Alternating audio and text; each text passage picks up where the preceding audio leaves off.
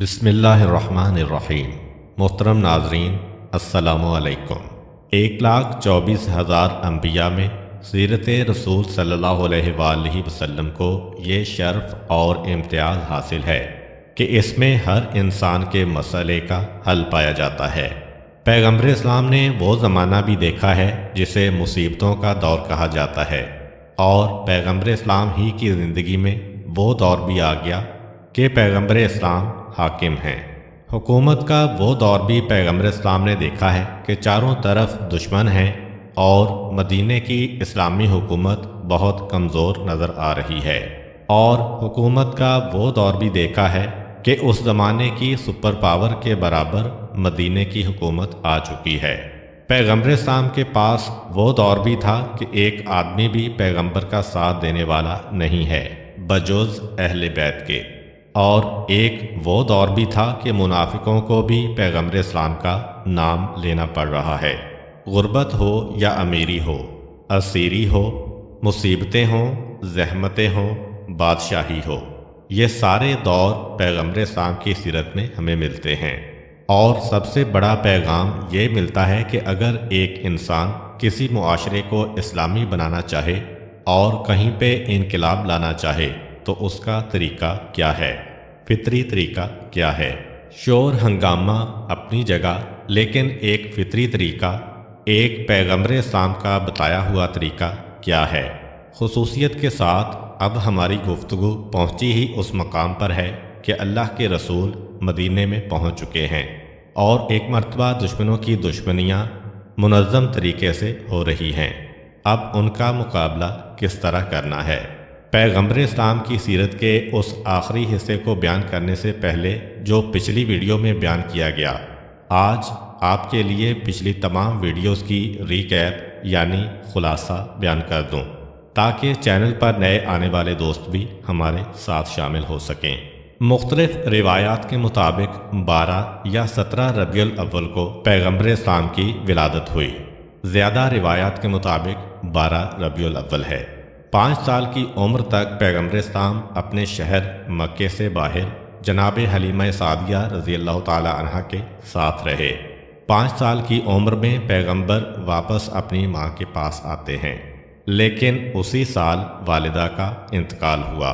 3 سال اپنے دادا جناب عبد المطلب کے ساتھ رہے، لیکن جب پیغمبر کی عمر 8 سال کی ہوئی تو دادا کا انتقال ہو گیا۔ اب پیغمبر اسلام اپنے چچا جناب ابو طالب کی کفالت میں آ گئے، اور 8 سال کی عمر سے 25 سال کی عمر تک جناب ابو طالب کے ساتھ رہے۔ اس دوران پیغمبر اسلام نے پہلے اپنے چچا کے ساتھ مل کے تجارت شروع کی، اور اس کے بعد پیغمبر نے اپنی تجارت کو الگ کر لیا، لیکن رہتے اسی مکان میں ہیں کہ جو جناب ابو طالب کے مکان سے متصل ہے۔ 25 سال کی عمر میں جناب خدیجہ رضی اللہ تعالی عنہا سے شادی ہوئی، اور پیغمبر اپنے محلہ بنی ہاشم سے اٹھ کے جناب خدیجہ طاہرہ کے محلے میں آ جاتے ہیں۔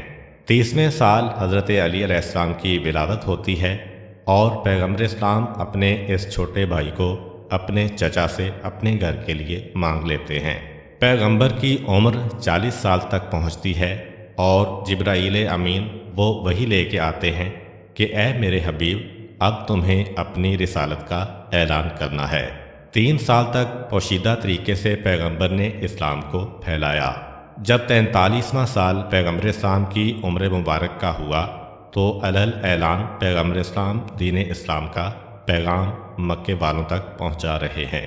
2 سال کے بعد 45ویں سال میں پیغمبر اسلام نے پہلی مرتبہ مسلمانوں کو حکم دیا کہ اب وہ مکے سے ہجرت کر کے جا سکتے ہیں، اور مزید 2 سال گزرتے ہیں۔ پیغمبر کی عمر 47 سال کی ہوتی ہے کہ تمام مکے کے کفار مل کے پیغمبر اسلام کا بائیکاٹ کرتے ہیں، اور ایک مرتبہ شیب ابی طالب کی زحمتیں ہمارے سامنے آتی ہیں۔ 3 سال ان زحمتوں کا سامنا پیغمبر اسلام نے کیا۔ پیغمبر اسلام کی عمر ہوئی 50 سال، اور اعلان رسالت کو 10 سال گزرے۔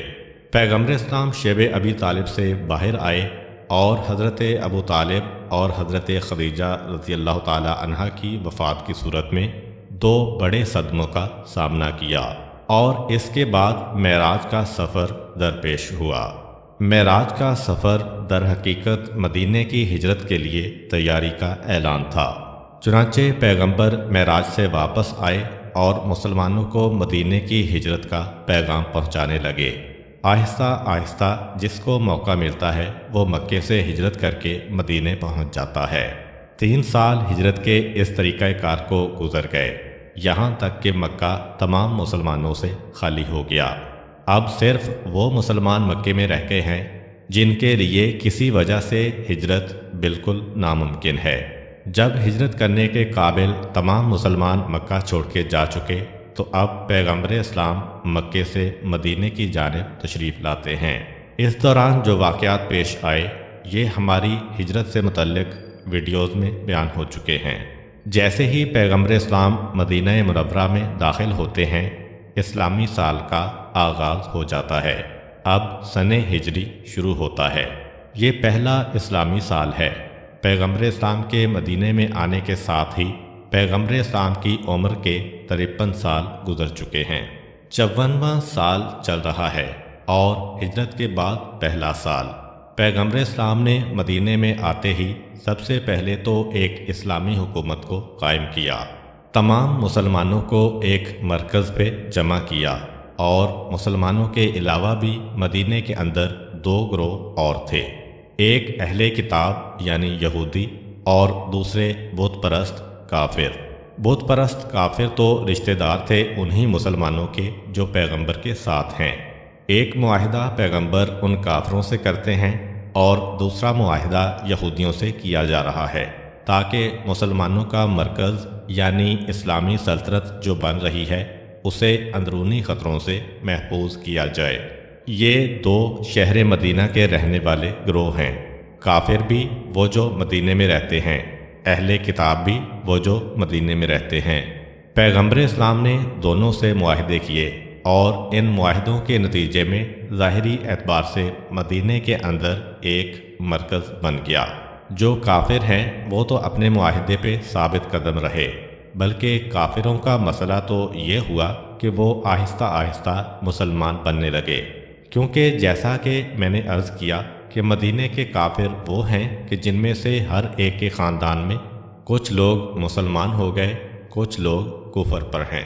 جو کفر پہ باقی ہیں انہیں تو ان کے بھائی، بیٹے، والدین، پڑوسی آہستہ آہستہ اسلام کی جانب لا رہے ہیں، مگر یہودی پیغمبر اسلام سے تعاون کرنے کو تیار نہیں ہیں۔ پہلے تو پیغمبر اسلام سے معاہدہ کر لیتے ہیں، لیکن اس کے بعد جیسے جیسے انہوں نے یہ دیکھا کہ پیغمبر نے ہم سے معاہدہ کرنے کے بعد اب مسلمانوں کو جس انداز سے ترتیب دینا شروع کیا ہے وہ آگے چل کر ہمارے لیے خطرہ بنے گا، چنانچہ اندرونی سازشوں میں لگ گئے۔ یہودیوں کی اس وقت بدقسمتی یہ تھی کہ ان کی تعداد بہت کم اور ظاہری اعتبار سے ان کے پاس کوئی طاقت نہیں تھی، چنانچہ وہ مجبور تھے۔ مکے کے کافروں کی طرح یہودی کھل کے پیغمبر کے سامنے نہیں آ سکتے تھے، وہ مجبور تھے کہ چھپ کے پیغمبر کے خلاف سازشیں کریں، اور اس کے لیے انہوں نے پہلی کوشش تو یہ کی کہ مدینے کے اندر جو مسلمان ہیں ان کو آپس میں لڑایا جائے، اس لیے کہ مدینے میں رسول خدا کے پہنچنے سے پہلے مدینے میں مسلمانوں کی صرف ایک قسم تھی، مسلمان۔ مدینے میں جب مسلمان آئے تو اب مسلمانوں کی 2 قسمیں ہو گئیں، ایک وہ مسلمان جو مقامی ہیں اور مدینے کے رہنے والے ہیں، ایک وہ مسلمان جو باہر سے ہجرت کر کے آئے ہیں۔ یہودیوں نے پہلے ان کو آپس میں لڑانا چاہا، اور جب یہودی اس کے اندر ناکام ہو گئے تو انہوں نے مکے کے کافروں سے رابطہ قائم کیا۔ چنانچہ مکے کے کافروں کو جب یہ اطلاع ملی کہ خود پیغمبر کے شہر میں رہنے والے کچھ لوگ ہمارے ساتھ تعاون کر رہے ہیں، اور اگر ہم پیغمبر کے خلاف میدان میں نکلیں تو وہ بھی پیغمبر کے میدان میں نکلنے کے بعد پیغمبر اور مسلمانوں پر پیچھے سے حملہ کریں گے، تو مکے کے کافروں کو اطمینان حاصل ہو گیا۔ اب تک مکے کے کافر مسلمانوں کے خلاف میدان میں قطعاً نہیں نکلے تھے، 14 سال ہو گئے ہیں اسلام کو، لیکن جب یہ پتہ چلا کہ خود پیغمبر کے شہر میں ہمارا ساتھ دینے والا ایک گروہ ہے تو اب مکے کے کافروں میں ہمت پیدا ہوئی اور انہوں نے مسلمانوں پہ ایک بڑا حملہ کرنا چاہا۔ یہ ساری کی ساری سازش یہودیوں کی چل رہی ہے۔ اسی دوران یہودیوں نے ایک اور طریقہ بھی اختیار کیا کہ ایک طرف تو اندرونی طور پر پہلے مسلمانوں کو لڑانا چاہا، اس میں ناکامی ہوئی تو خط لکھ کے مکے کے کافروں کو دعوت دی کہ حملہ کرو، اور دوسرا طریقہ یہ اختیار کیا کہ مسلمانوں کو تانے دینا شروع کیے۔ سیرت رسول میں پہلے یہ ذکر ہو چکا ہے کہ علم کے اعتبار سے پورے عرب میں یہودیوں سے زیادہ پڑھا لکھا کوئی نہ تھا، کیونکہ بہرحال اپنی تمام خرابیوں کے باوجود یہودیوں کے پاس تورات کتاب تھی۔